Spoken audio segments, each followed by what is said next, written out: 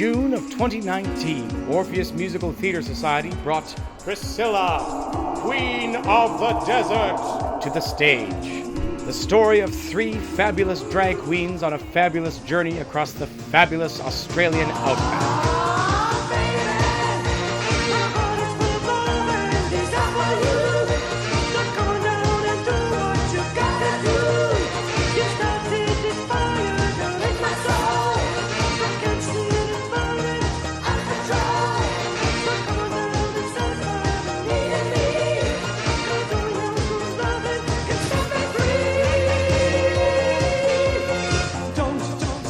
With a little help from my friend BB Brungies, I even got into the spirit of the show in ways that I had never before imagined I could.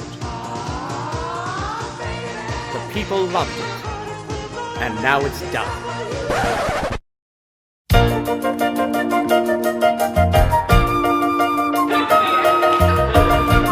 What is Orpheus working on now? Their next musical is going to be Falsettos. A musical about which I know next to nothing. I was sent a briefing note from Orpheus, but I quickly threw that away. Once I realized this was a musical set in 1979 New York, with a title like Falsettos, I knew there could only be one explanation. This was a dramatic retelling of the story of the Brothers Gibb, the Bee Gees, the boys who gave birth to disco. I began by sitting down with some of the stars of the show.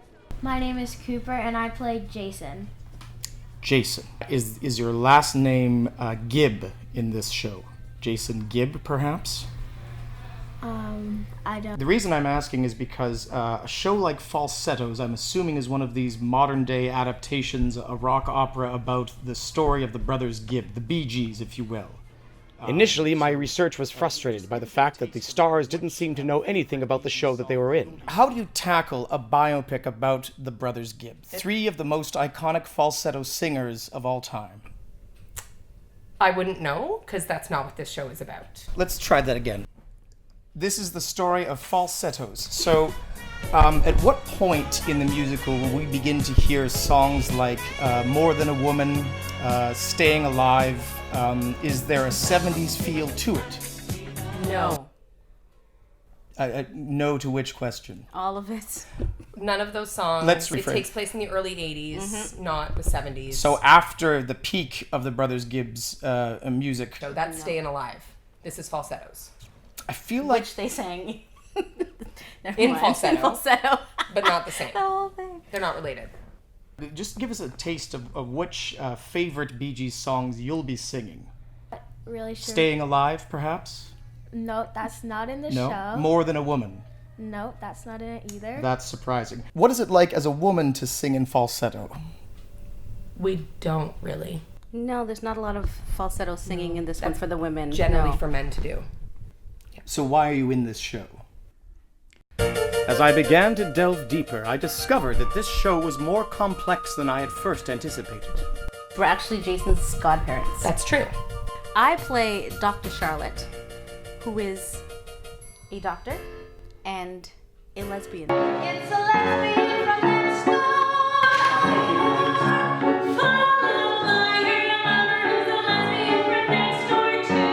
I play Cordelia, Dr. Charlotte's lover. Should be. Also an aspiring kosher caterer, though not Jewish. But in real life I am. In real life, you're a lesbian. No, in real life I'm Jewish. Not mutually exclusive possibilities, as I understand it. So take a bite and see if all your friends agree. It's good. Yummy, yummy, yummy, yummy, yummy, yummy, yummy, yummy, yummy, yummy, yum. We'll have one perfect time. We'll spend billions of dollars. I learned that a great deal of the plot revolved around Jason's bar mitzvah, an event complicated by the fact that Jason's father had recently left his wife for another man, Jason's mother was having an affair with the family psychiatrist, and Jason's godparents were two women from next door, only one of whom was Jewish.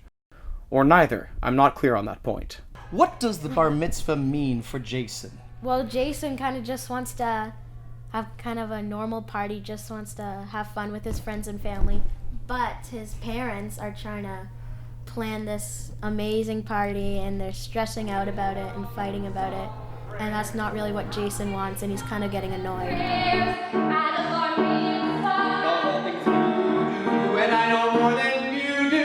And why do you think his parents are stressing about it so much? Why is it a source of conflict? Maybe they want to do it for themselves, and they want to kind of impress people. Are you suggesting that sometimes parents may think they're doing something for their children, but in fact they're doing it for their own benefit? Yeah. Out of the mouths of babes. I also learned that Falsettos won 2 Tony Awards in its original Broadway run, and was nominated for a total of 7. The score is fantastic. I really love the music and getting to sing William Finn's brilliant score. I think there's really something relatable for anyone coming to see the show. Despite my earlier misgivings, this musical promises to be funny, wacky, heartwarming, and somewhere in there, I am convinced, will also involve the Bee Gees. But we only come into the show in the second act. So you'll only see us in the second act, ticket buyers. So you actually don't know, you can't confirm for certain that in the first act we don't have the story of at least Barry Gibb and his involvement in the making of Saturday Night Fever. No, I can confirm that that does not happen at all in this show. As far as you know. We'll move on to an area that you actually know something about.